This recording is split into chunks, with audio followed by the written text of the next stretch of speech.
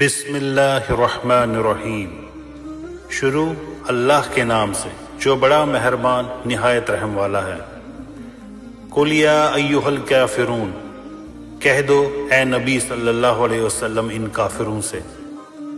اللہ تعالیٰ نے اپنے نبی کریم صلی اللہ علیہ وسلم کو حکم دیا کہ کھل کر اعلان کر دو ایمان اور کفر کی راہیں الگ الگ ہے۔ اسلام کسی باطل عقیدہ یا شرک کے ساتھ نہیں مل سکتا۔ یہ سورہ مکۃ المکرمہ میں اس وقت نازل ہوئی جب قریش کے سرداروں نے نبی کریم صلی اللہ علیہ وسلم کو ایک سمجھوتا پیش کیا۔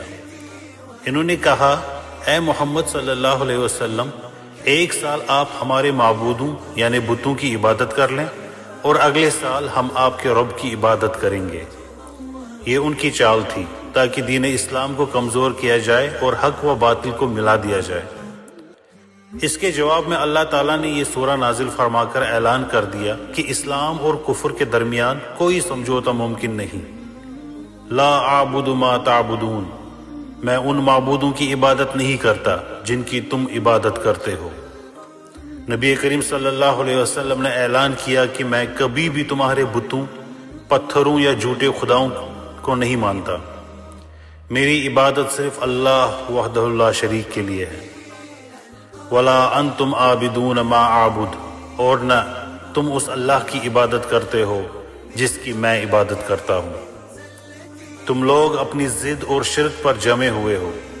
تمہاری عبادت بھی ناقص ہے کیونکہ وہ اخلاص اور توحید سے خالی ہے۔ وَلَا أَنَا عَابِدٌ مَا عَبَدتُّمْ، اور میں آئندہ بھی ان کی عبادت کرنے والا نہیں جن کی تم عبادت کرتے رہے ہو۔ اس آیت میں نبی کریم صلی اللہ علیہ وسلم کے ایمان کی پختگی اور استقلال ظاہر ہے۔ یہ صرف موجودہ حالات نہیں بلکہ ہمیشہ کے لیے اعلان ہے، میں کبھی بھی باطل معبودوں کی عبادت نہیں کروں گا۔ وَلَا أَنْتُمْ عَابِدُونَ مَا أَعْبُدُ، اور نہ تم عبادت کرنے والے ہو اس اللہ کی جس کی میں عبادت کرتا ہوں۔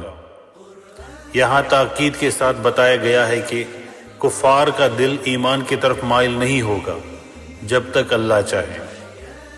ان کے دلوں پر پردہ ہے۔ لکم دینکم ولی دین، تمہارے لیے تمہارا دین اور میرے لیے میرا دین۔ اسلام کا راستہ توحید، خلوص اور بندگی کا ہے، جبکہ کافروں کا راستہ شرک اور گمراہی کا، یعنی تم اپنے طریقے پر اور میں اپنے رب کے راستے پر۔ یہ سورہ اسلام کے سب سے بنیادی عقیدے، توحید، اللہ کی وحدانیت کی واضح تشریح ہے۔ یہ سورہ اعلان کرتی ہے کہ ایمان اور کفر کے راستے کبھی اکٹھے نہیں ہو سکتے۔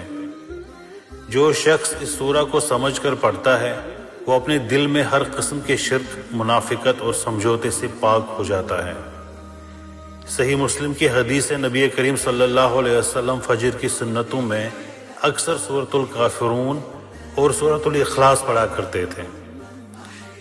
یہ عمل اس بات کی علامت ہے کہ دن کی ابتدا ہی خلوص ایمان سے ہو، یعنی میری عبادت صرف اللہ کے لیے ہے، کسی اور کے لیے نہیں۔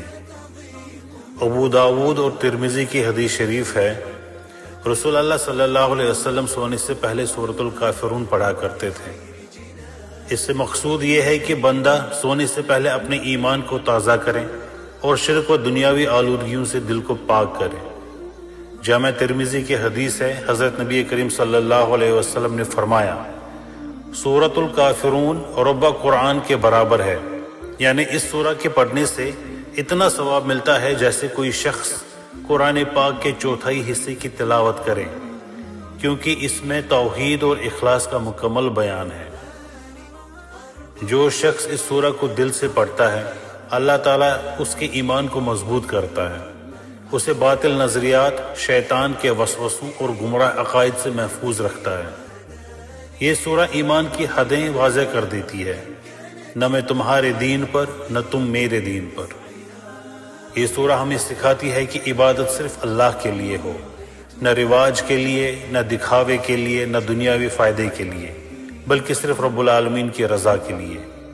سورۃ الکافرون ایک مسلمان کے ایمان کی دیوار ہے، یہ اسے دنیا کے فریب، شرک اور منافقت سے محفوظ رکھتی ہے۔ یہ سورہ پڑھنا ایمان کو تازہ کرتا ہے، نیت کو خالص بناتا ہے اور بندے کو اللہ کے قریب کر دیتا ہے۔